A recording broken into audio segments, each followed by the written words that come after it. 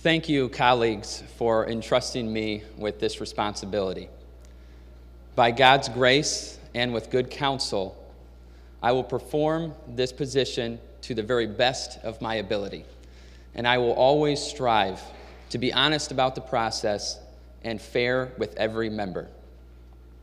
I begin with a simple principle that I believe we should all commit to and live by as long as we serve. And that is, we are the voice of those that we represent in our districts. Now, we all know here, whatever success we have all starts with our families at home. I would like to thank from the bottom of my heart my wife Stephanie and our 5 beautiful children for their love, their understanding, and their support. But I would also like to thank all of the spouses that are present with us today, and family members, friends, and neighbors who sacrificed to make this day possible. Unfortunately, in politics today, things can get ugly. But you had our back through the entire process, and you were there to support us. At this time, I would like to ask my colleagues to join me in thanking all our families and all of our family and friends who are with us today who made this service possible.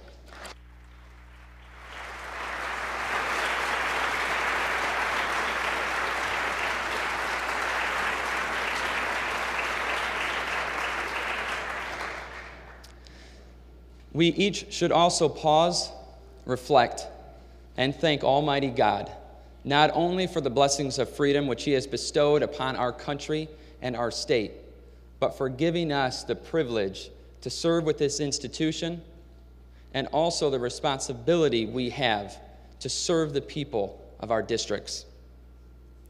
Colleagues, as we embark on the beginning of this historic 100th legislature, I believe it is altogether fitting and proper that we should show appreciation for those who have come before us and who have laid the foundation for our service today. We should acknowledge their devotion to the institution of which we now serve and recognize the accomplishments achieved under their tenure.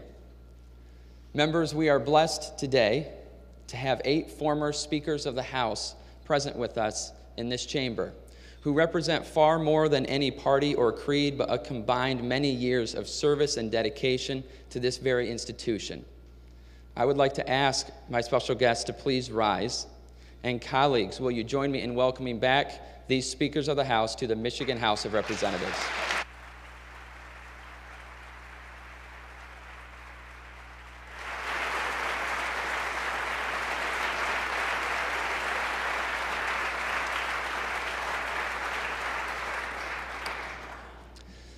Members, throughout this last year, we all spent countless hours traveling our districts or the state in an attempt to earn the support of our neighbors and friends for the purpose of serving within this body. But today marks a new journey. The campaign trail has ended, and now begins the much more important yet difficult task of governing. The state of Michigan has made incredible strides over the last 8 years, and our communities and our families are better off because of it. We can see it and feel it because it is all around us. That can-do spirit that has described Michigan and has been a part of who we are is back, and we should be proud of that. Our schools, our economy, and even our state government all stand on a much more firm foundation than they did just a decade ago. But we can and need to do more to continue moving our state in the right direction. The people that we serve are not only asking for it, but they deserve it. We must ensure that the infrastructure of our state is efficiently and effectively funded with the proper oversight channels in place to ensure and guarantee that we have safe roads and clean drinking water. As the Great Lakes state, no one should have to worry about not having safe roads to drive on or clean water to drink, and no student in the state of Michigan should have to worry when they turn on the drinking fountain at their school.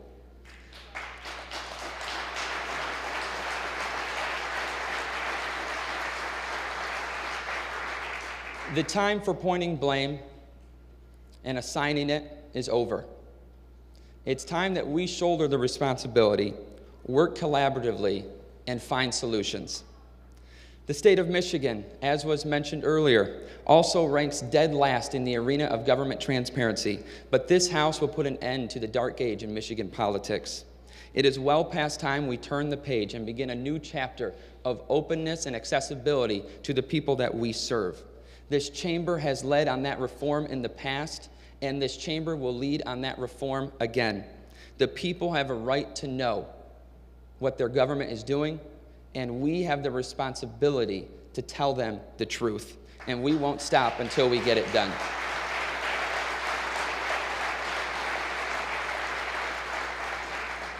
Additional improvements are also still needed to reform our criminal justice system, to ensure those who are re-entering our society have opportunities, and also that we are not over-criminalizing our citizens.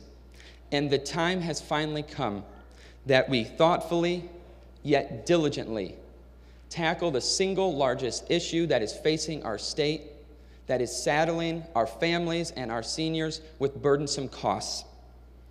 As the automotive state, it is unacceptable that we pay the most in the country for car insurance.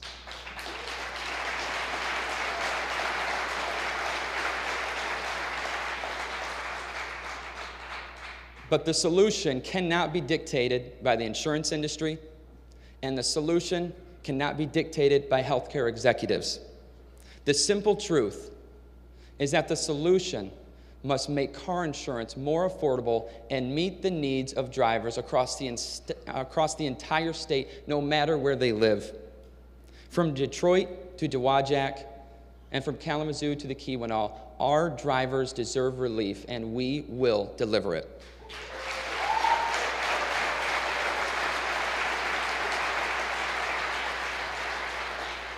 We are from Michigan, which means we know how to get things done. We have proven that when we are determined, we can lead this nation. And it's time that each one of us rolls up our sleeves and gets to work for the people of our state. But before we do that, I have a question for every member who is sitting in this chamber today.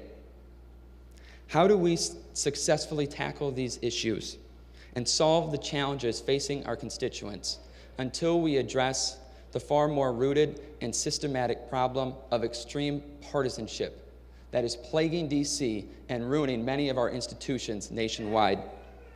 How do we move the state forward without cooperating with one another? In his farewell address, it was President Washington who warned of the dangers of party and believed it was the name American that should exalt the just pride of patriotism. For though we had and still have shades of difference, we still have much more that brings us together. Political parties did not build this country, and political parties will not keep this country together.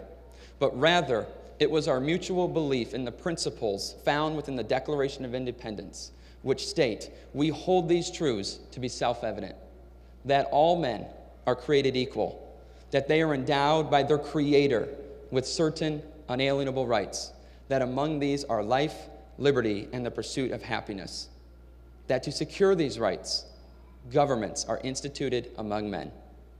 You see, it was our driving belief that the policies of our state and country should not contradict natural law or revealed law, and it was that agreement in philosophy that led to necessary compromises in policy.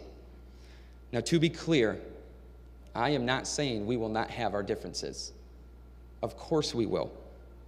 And I will never, nor should any member, compromise the values upon which you ran for this office, nor should you shy away from speaking through conviction your sincerely held beliefs.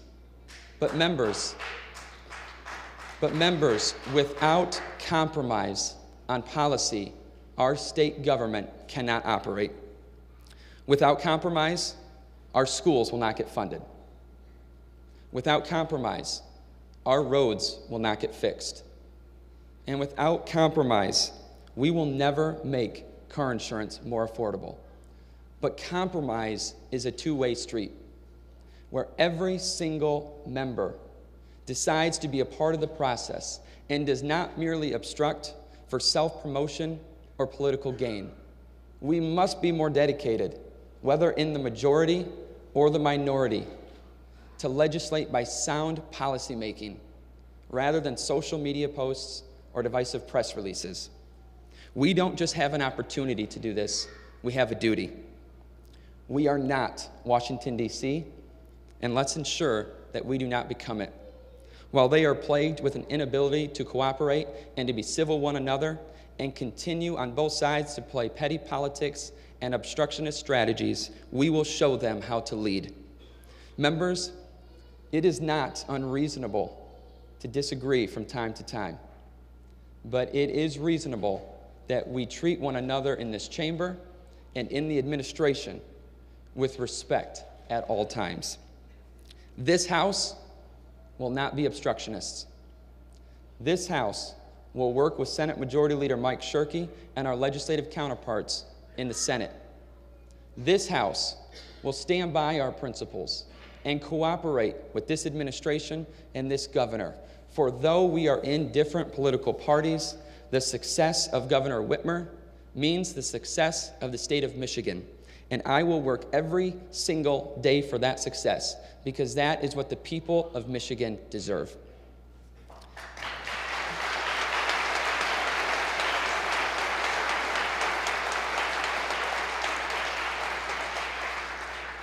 It was President Kennedy who said, "The rights of man come from the hand of God, not from the generosity of the state." Well, that same God has given us a unique opportunity today. Let us not become so enamored with our new positions of influence that we forget that basic truth and ignore those that we serve. We must be willing to listen, to learn, and deliver meaningful results for those that we represent. May each of us be thankful to serve in this Capitol. We live in the greatest nation on the earth, and may we remember that each and every day we enter this chamber and place our hand over our hearts and pledge allegiance to that flag, and be thankful to Almighty God for the blessings we have to live under the red, white, and blue. May we remember those who have come before us, and through humble service, allow their legacy to live on. The people of our state deserve a government that works for them and operates efficiently. We can deliver these results, and we will deliver these results. As an eighth-generation Northern Michigan resident, I can't tell you the honor it is that I have to get up every single morning and work for the people of Michigan. Members, across this state are the streets we all rode our bikes on. These are the towns that we played sports in. These are the rivers that we fished in and the lakes that we swam in. Michigan is our home, and anything that will improve the lives of those that live in our state, we should fight for every single day.